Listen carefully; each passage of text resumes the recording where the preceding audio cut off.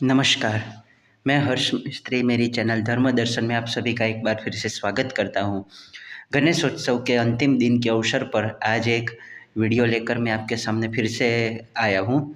आज का वीडियो हम बहुत ही इंटरेस्टिंग होने वाला है, जिसका विषय है गणेश जी को मोदक खिलाने की परंपरा। इसके बारे में आज हम विस्तार से चर्चा करेंगे। तो चलो बिना देर किए शुरू करते हैं हमारा यह विषय, गणेश जी को मोदक खिलाने की परंपरा के बारे में।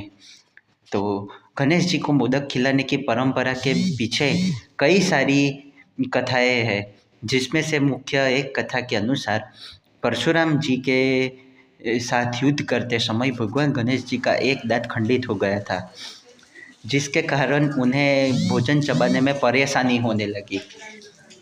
तब माता पार्वती जी ने उनके लिए नरम मोदक बनवाए, जिसे खाकर गणेश जी प्रसन्न हुए।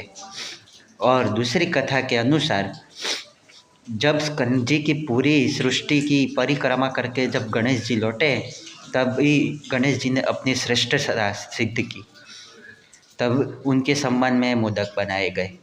महत्व: मोदक का अर्थ खुशी और हर्ष होता है।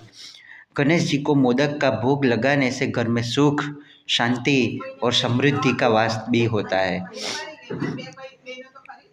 मोदक को ज्ञान और समृद्धि का प्रतीक भी माना गया है। गणेश जी को भोग लगाने से बुद्धि, शांति और सफलता की भी प्राप्ति होती है। गणेश जी को 21, 51 और 101 मोदक का भोग लगाने से गणेश जी की विशेष कृपा हम पर प्राप्त होती है।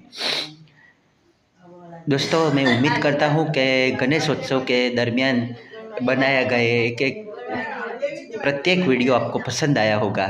और यदि किसी भी वीडियो में को बनाने में मुझसे कोई गलती हुई हो तो मैं आपसे माफ़ी चाहूँगा।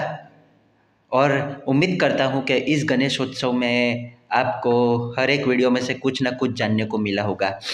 तो आज के इस वीडियो में से आपको क्या जानने को मिला, इसके बारे में आप कमेंट करके हमें ज़रूर बताएं, और अपनी राय ज़रूर दें कि आगे किस विषय में हम वीडियो बनाएं, ताकि उस विषय में भी हम आपके लिए वीडियो बनाएंगे।